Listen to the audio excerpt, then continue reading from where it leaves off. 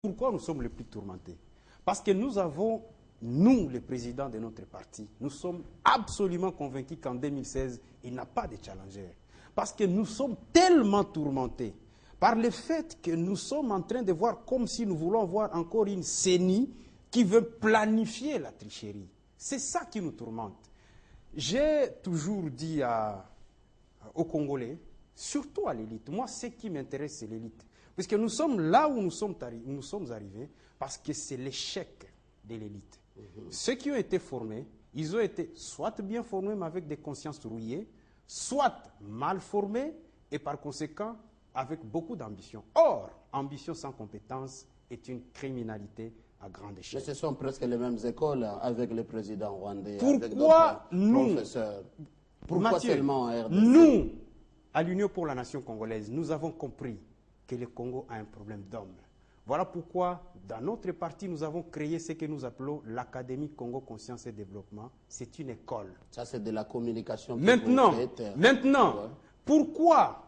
Parce que nous voulons effectivement, nous voulons nettoyer les consciences rouillées. Voilà pourquoi le président Vital Kamerhe a toujours demandé aux hommes politiques et à l'élite de demander pardon au peuple congolais.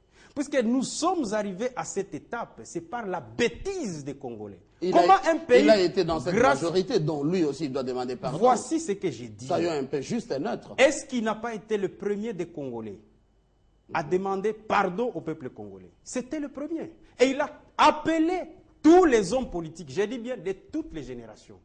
Parce que lorsque vous partez des 60, déjà le 21 septembre 1960, Mobutu monte le premier coup d'État.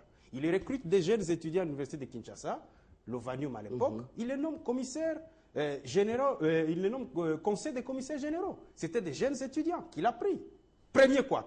Deuxième couac, en 1965, alors que nous venions d'organiser des élections avec Tchombe et la Konako, nous venions d'organiser des élections où il fallait laisser la classe politique, bien qu'elle était en train de se fourvoyer, il fallait la laisser puisque c'était le processus de maturation politique.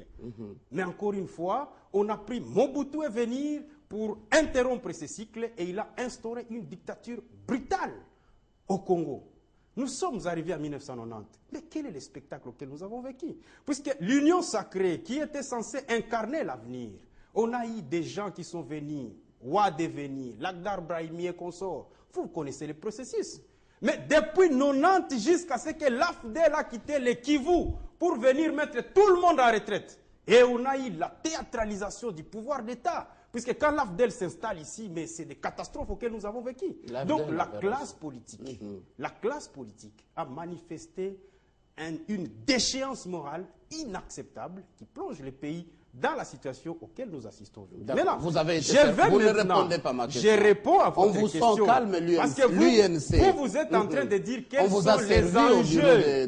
Les enjeux. Non, nous n'avons pas, nous ne sommes... D'ailleurs, cette question de la CENI, en réalité, ça ne nous intéresse pas. Pourquoi? Pour la simple raison, je crois que Fidèle appelle les tableaux. Vous n'êtes pas en train de suivre notre aîné, ce qu'il vous dit. C'est très important, très capital. Le problème, c'est que cette CENI, elle n'est pas neutre dans même la conception de la CENI.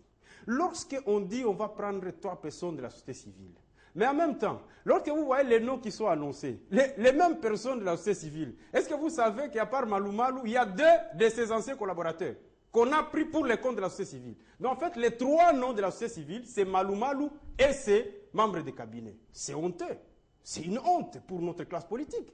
Comment un bureau de l'Assemblée nationale qui se veut respectueux peut lui-même commencer à recruter des gens comme ça sur base de ces critères? Maman Ernestine Nyoka a posé un vrai problème. Est-ce qu'on est en train de choisir les gens sur base d'un critérium? Non! C'est pour cela que j'ai dit, encore une fois, dans ces débats comme celui-ci, des hommes comme moi, je suis très mal à l'aise.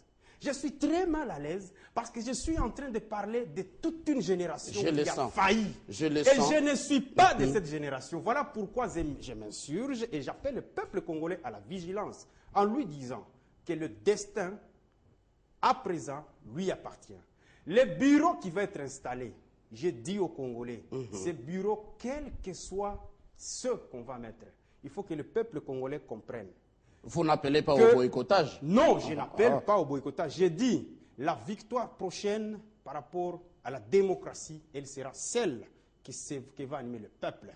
Puisque, à part le bureau là, il y a encore un autre problème. Ce sont les centres locaux de compilation des résultats. CLCR. C'est là où se passe la plus grande tricherie. Ne croyez pas que c'est que Mulunda faisait. Non, Mulunda ne faisait que parce qu'il y a des gens qui étaient au niveau local, qui étaient en train de manigancer et ils ont amené des choses. Puisque quand vous prenez les résultats annoncés par Mulunda et les résultats de CLCR, on a vu des députés. On a même additionné le nombre de voix des députés était largement supérieur au nombre de voix des présidentielles. D'accord, Billy Kambale. Les problèmes, nous sommes en train de partir dans une tricherie en avance et j'en appelle au peuple congolais à la vigilance et de dire vous n'êtes que les seuls porteurs de votre destin. Ceux qui vous gouvernent sont des aventuriers, ils ont échoué et ils ne veulent pas comprendre que si nous ne changeons pas de cap...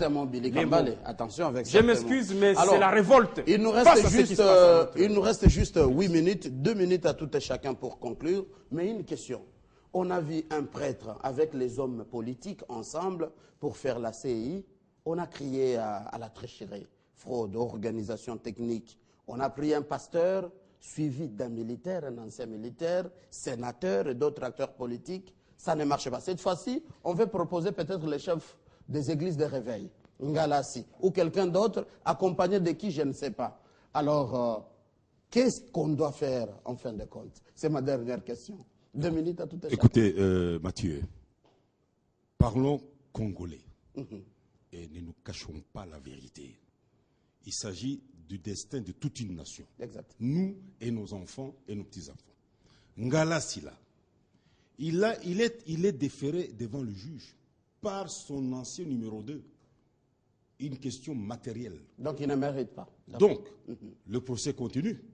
Alors, vous le voyez, président, et demain il est condamné. Et qu'est-ce qu'on dira du Congo? Okay, bon. 2, il est impliqué dans la condamnation de Coutinho.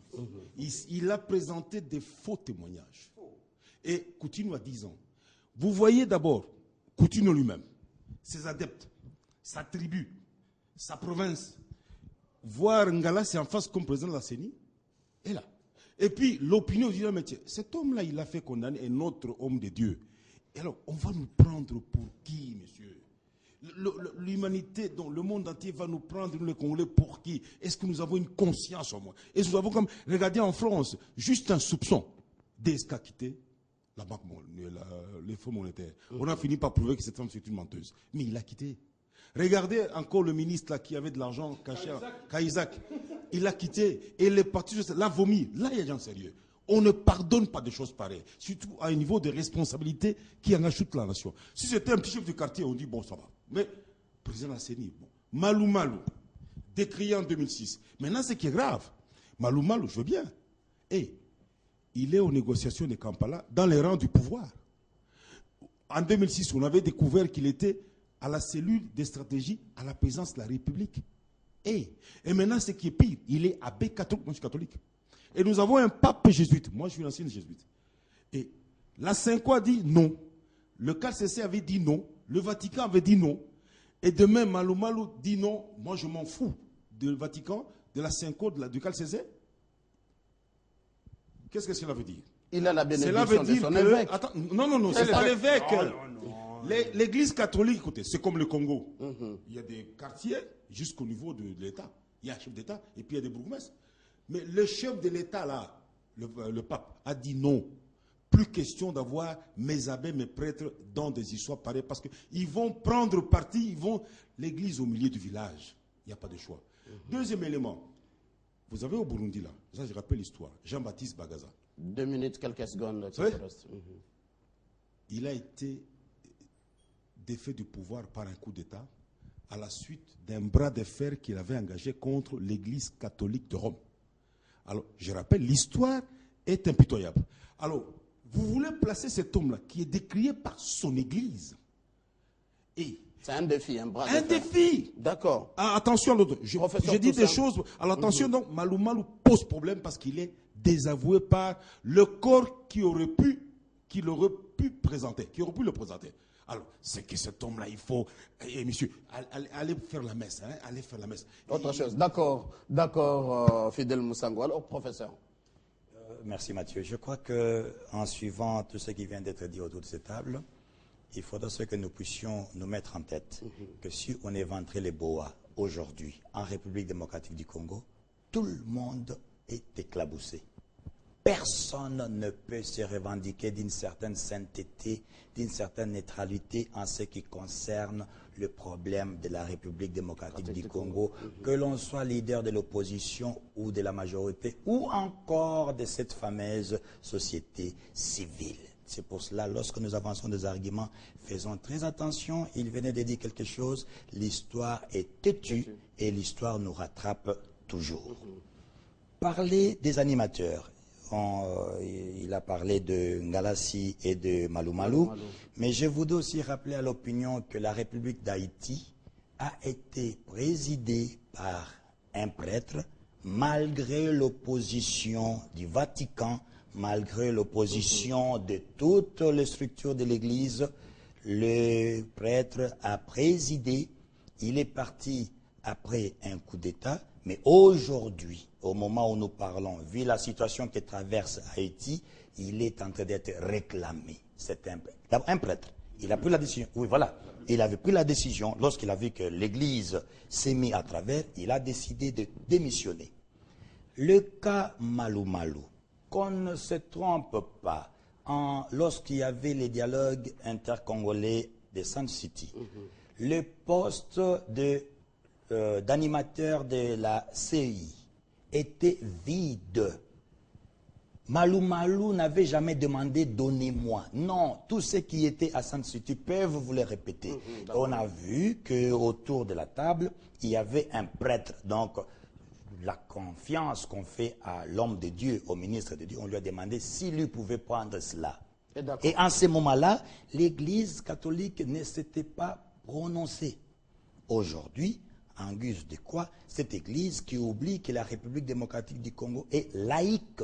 Nous avons une constitution, maître, je crois, c'est l'article 1er de la constitution. Nous avons un pays qui est laïque, donc il y a séparation nette des affaires et de l'Église et de l'État. Voilà pourquoi au début, nous tous ici, nous étions d'accord en disant, on est en train de personnaliser les débats, on préfère privilégier les individus en lieu et place des structures. Pour cela, je crois que celui qui viendra à la tête de la CENI, si c'est un Congolais, il est reconnu comme tel, qu'il puisse savoir qu'il porte la responsabilité du devenir de tout un pays et de plusieurs générations. D'accord, voilà ce que je veux dire. Alors, en une minute, les deux personnes qui restent, souffrent. Non, moi je vais réagir en répondant au professeur, en lui disant que il n'est pas interdit à un clergé de diriger, mais il lui est appelé de diriger avec honneur. Monseigneur Monsengo a été président du Parlement de transition. Cet homme a géré avec honneur et il a fait honneur à l'Église et au clergé. Et jusqu'aujourd'hui, cet homme est resté constant et aujourd'hui, l'opinion congolaise a toujours du respect envers Monseigneur Monsengo. Donc, Malou Malou, si aujourd'hui, voilà, il y a des exemples. Lorsque vous prenez Desmond Tutu a été responsable de la commission Vérité et Réconciliation. Il est prix Nobel de la paix. Oui. Je peux vous donner des exemples. Oui. Le cas Malou Malou pose problème parce que sa gestion a été une gestion calamiteuse. Je n'ai jamais renié les compétences de Malou Malou par rapport à Molunda. Je crois qu'il n'y a pas match. Mais je dis que la première des qualités d'un président d'une commission électorale, c'est d'abord la crédibilité. Merci. Il n'est plus crédible aux yeux des Congolais. Alors, ça, madame, la problématique. Quelques secondes, on termine avec vous. Mathieu, je crois que, à mon humble avis, on aurait pu d'abord, parce qu'on n'a jamais évalué le travail qui a été fait par la CEI sous Malou Malou. Donc, il n'est pas bon de jeter la pierre simplement à Malou Malou sans avoir des éléments probants.